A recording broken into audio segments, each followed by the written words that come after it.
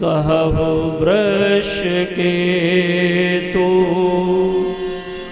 मैया ने पूछा और बाबा ने अनेक कारण बताया भगवान के जन्म का। यह भी कह दिया कि इद इत्थम, इतना ही नहीं है, बहुत बातें हैं। मैंने उसमें से कुछ बातें भगवान के जन्म के कारण के रूप में सुनाया। जय और विजय का प्रसंग सुनाया, वृंदा और जलंधर का प्रसंग सुनाया, नारद जी का प्रसंग सुनाया, कश्यप और अदिति का तप सुनाया, प्रताप भानु के चरित्र का वर्णन कर दिया। और यह सब वर्णन करते करते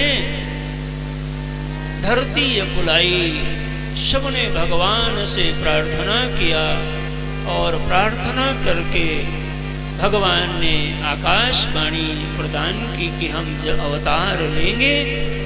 और इस सब भूमिका को बताते बताते अयोध्या की याद किया और हम यहीं से कथा का शुभारंभ करेंगे। हम आप भी आज ना प्रयाग में रुकेंगे, ना लखनऊ में रुकेंगे, ना नीलगिरी पर्वत पे रुकेंगे, ना कैलाश में रुकेंगे, आज सीधे अयोध्या में ही रुकेंगे। इसलिए आइए अब हम कथा को अवध से गाते हैं कि यह सब चरित। सभी लोग गाएंगे जितने लोग बैठे हैं, और गाइए भी आराम आराम से। हमारा थोड़ा वॉल्यूम और ठीक करो, कृपा करें।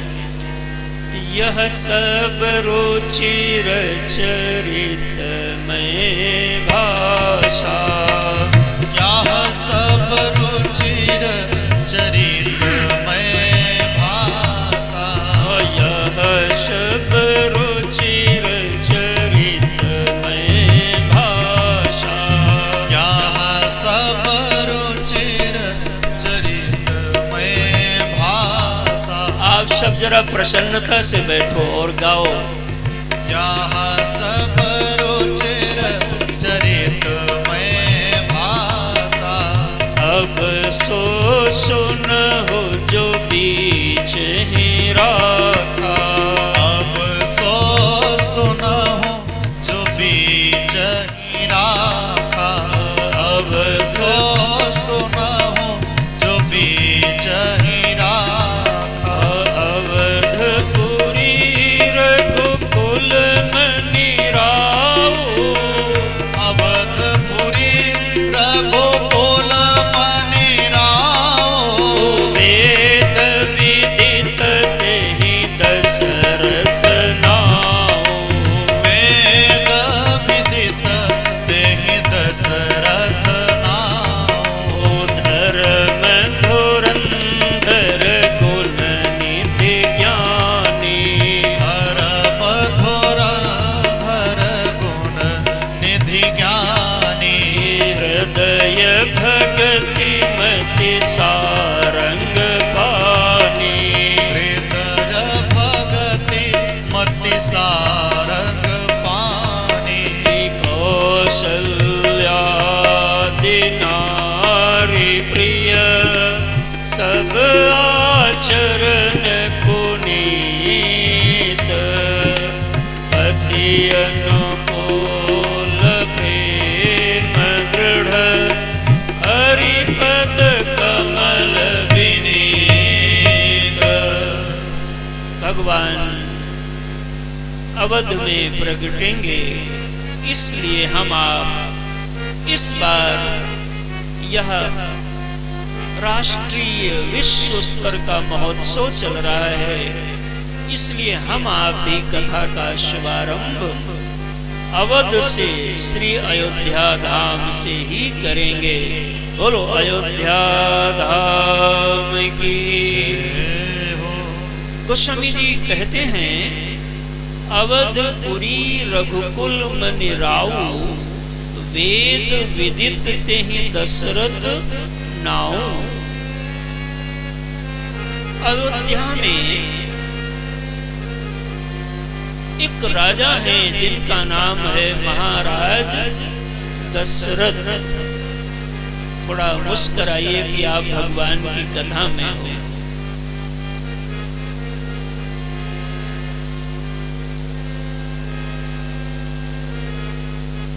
यहाँ पर दशरथ जी से ही गोस्वामी पाद ने स्मरण किया।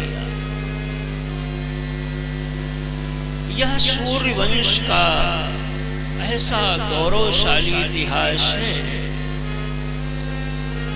जब जब आप कोई विशेषता देखोगे तो अयोध्या धाम से ही विशेषता का प्रकटीकरण आपको मिलेगा। कहते हैं जब सबसे पहले मानवीय सृष्टि बनी और मानवीय सृष्टि में मनु और शत्रुपा प्रगटे, तब वह मनु शत्रुपा का प्रादुर्भाव श्री अवध धाम ही माना गया। इसलिए मानव का प्रारंभ ही अयोध्या धाम से हुआ।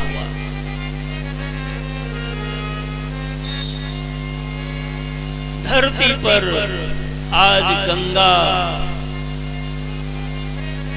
अगर है तो उसके मूल में भगीरथ जी हैं, और भगीरथ जी का जन्म भी अयोध्या धाम में ही हुआ है। महाराज आज गौ माता की सेवा यह दिलीप और अम्बरीश यह भी अवध के ही लोग हैं। सत्य पर चलना अगर कोई चरितार्थ करके सुनाया, वह महाराज हरिश्चंद्र भी इसी अयोध्या में ही उनका आगमन हुआ।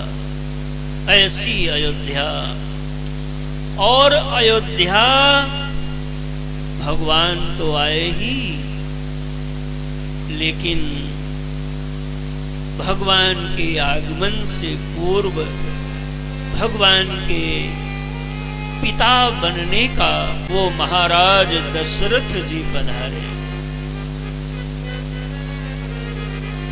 कभी आपने यहां सुना है कि दशरथ जी कैसे आए?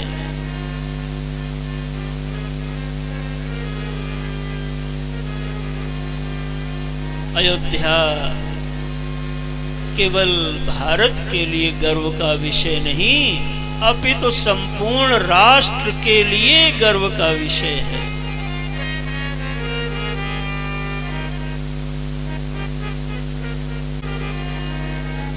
और यह हमारे सीताराम जी की राजधानी तो है ही, पूरे विश्व की भी राजधानी अयोध्या ही रही। आज हम राम जी को कल प्रगटाएंगे, आज दशरथ जी को प्रगटा रहे हैं कि महाराज दशरथ जी कैसे प्रगटे। यदि पिता के बारे में समझ में आ जाएगा तो कल फिर हम प्रभु के बारे में आगे की चर्चा को करेंगे। एक बार भाव से बोलिए, बोलो अयोध्या धाम की जय, सरयू माता की जय हो। सीताराम जी की प्यारी राजधानी लागे, राजधानी लागे, मोहे मीठो मीठो सरजू जी को पानी लागे। सीताराम जी की प्यारी राजधानी लागे, राजधानी लागे, मोहे मीठो मीठो सरजू जी को पानी लागे। सीताराम जी की प्यारी राजधानी लागे, राजधानी लागे, मोहे मीठो मीठो सरजू जी को पानी लागे। धन कौशल्या धन कैकेयी धन सुमित्रा मैया, धन सुमित्रा मैया। धन कौशल्या धन कैकेयी धन सुमित्रा मैया, धन सुमित्रा मैया। धन भूप दशरथ जी के आंगन, धन भूप दशरथ जी के आंगन खेले चारों भैया, मीठी तोतली रसीली प्रभु की बानी लागे, प्रभु की बानी लागे। मोहे मीठो मीठो सरजू जी को पानी लागे, सीताराम जी की प्यारी राजधानी लागे, राजधानी लागे। मोहे मीठो मीठो सरजू जी को पानी लागे।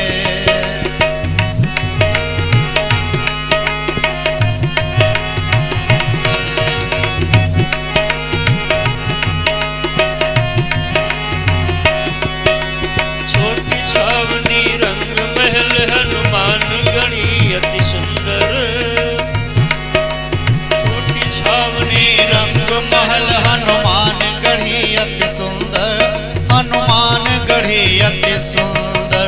स्वयं जगत के मालिक बैठे कनक भवन के अंदर, हाँ कनक भवन के अंदर। सीताराम जी की शोभा सुख खानी लागे, सुख खानी लागे। मोहे मीठो मीठो सरजू जी का पानी लागे, सीताराम जी की प्यारी राजधानी लागे, राजधानी लागे। मोहे मीठो मीठो सरजू जी को पानी लागे।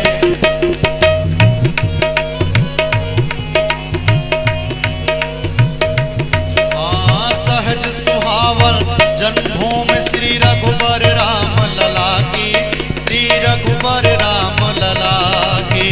सहज सुहावन जन्मभूमि श्री रघुबर राम लला की, श्री रघुबर राम लला की। जानकी महल सुच सुंदर शोभा, लक्ष्मण जू के किला की, श्री लक्ष्मण जू के किला की। यहाँ के कण कण से प्रीति पुरानी लागे, हाँ पुरानी लागे। मोहे मीठो मीठो सरजू जी को पानी लागे, सीताराम जी की प्यारी राजधानी लागे, राजधानी लागे। मोहे मीठो मीठो सरजू जी का पानी लागे, मोहे मीठो मीठो सरजू जी का। और वहां के संत क्या बोलते हैं? जय सिया राम दंडवत भैया, मधुरी बानी बोले, हाँ मधुरी बानी बोले। जय सिया राम दंडवत भैया, मधुरी बानी बोले, हाँ मधुरी बानी बोले। करे कीर्तन संत मगन मन, गली गली में डोले, हाँ गली गली में डोले। सीताराम धुन, सीताराम नाम धुन प्यारी, मस्तानी लागे, मस्तानी लागे। मोहे मीठो मीठो सरजू जी का पानी लागे, मोहे मीठो मीठो सरजू जी का पानी लागे। सीताराम जी की प्यारी राजधानी लागे, राजधानी लागे। मोहे मीठो मीठो सरजू जी को पानी लागे, मोहे मीठो मीठो सरजू जी को पानी लागे। प्रभु पद प्रेम प्राप्त कर से सब पीकर श्री हरि रस को, हाँ पीकर श्री हरि रस को। प्रभु पद प्रेम प्राप्त करते सब पीकर श्री हरि रस को, हाँ पीकर श्री हरि रस को। जन राजेश रहे नित निर्भय, फिकर कहो क्या उनको, हाँ फिकर कहो क्या उनको। जिनको माता पिता रघुनाथ सिया महारानी लागे, सिया महारानी लागे। मोहे मीठो मीठो सरजू जी का पानी लागे, सीताराम जी की प्यारी राजधानी लागे, राजधानी लागे। मोहे मीठो मीठो सरजू जी को पानी लागे,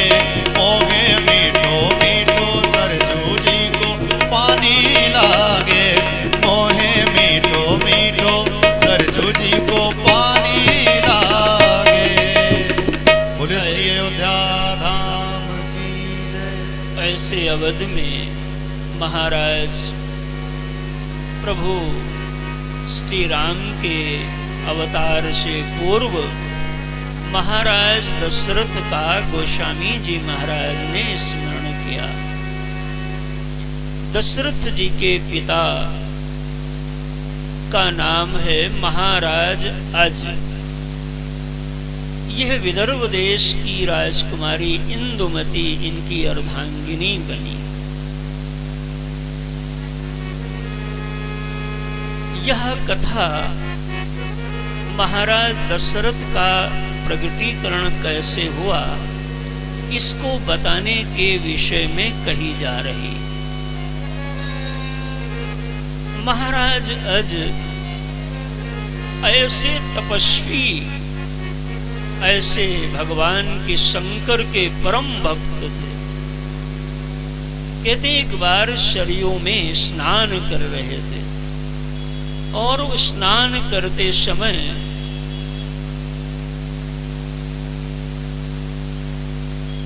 कुछ लीला हुई और उस लीला के क्रम में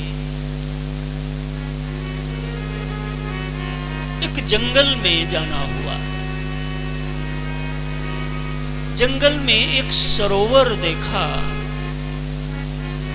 सरोवर में एक कमल का पुष्प खिला। महाराज ने देखा एक ही पुष्प खिला है और बड़ा लुभावना लग रहा है, इसलिए मन में पाने की अभिलाषा जगी और महाराज श्री उसको पाने के लिए बढ़ते हैं। जैसे जैसे महाराज अज का कदम, उनके चरण पुष्प की ओर बढ़ते तो वैसे वैसे पुष्प आगे की ओर सरकता जाता। महाराज को और भी कौतुक लगा कि अरे ये क्या बात है। तो महाराज और तेजी से बढ़े तो फूल और तेजी से बढ़ा। महाराज पीछा कर लिया लेकिन सरोवर का वो पूरा चक्कर लगा डाला, फूल हाथ में नहीं आया, बल्कि एक आकाशवाणी और हुई। आकाशवाणी ये हुई कि अरे महाराज अज, आप इस फूल को नहीं छू पाओगे। क्यों? क्योंकि आपके कोई संतान नहीं है।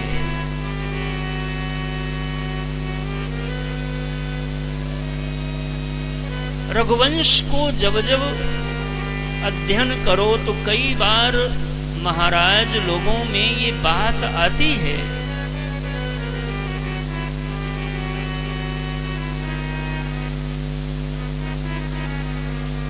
मनु, उत्तानपाद सब अवध में ही हुए।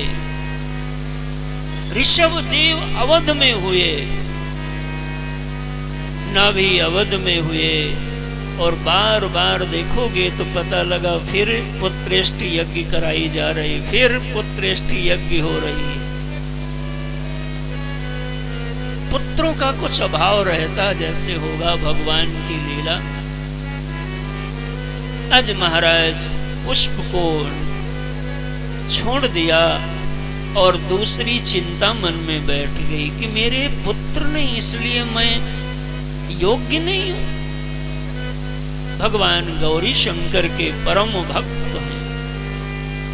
शिव सेवा कर, शिव की सेवा का फल राम जी की प्राप्ति हुआ करती है। आज महाराज भगवान के चरणों में प्रार्थना करते हैं कि हे देवाधिदेव महादेव, ये कैसी लीला है आपकी।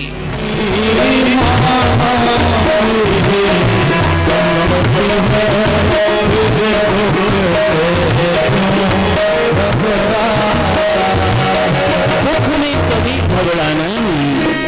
आज जी महाराज विचार करने लगे कि मैं क्या दूं, मेरा अपना निजी क्या है। कुछ मिला नहीं। तब एक दिन अज महाराज ने गुप्त वेश बनाया और गुप्त वेश बना करके निगल के किसी छाप तो 1 टका उनको मिला पारिश्रमिक के रूप में। उस टके को लेकर के आए। अब मन में हो रहा है जाके उन पंडित जी को दे आऊं।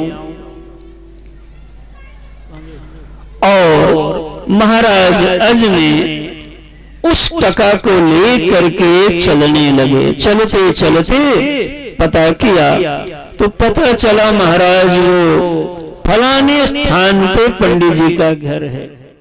पास में गए तो उस दिन पंडित जी घर में नहीं थे, पंडिताइन जी केवल घर में थी।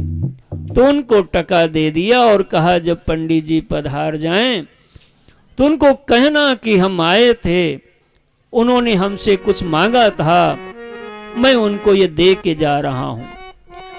देखो भगवान की लीला और कथा को।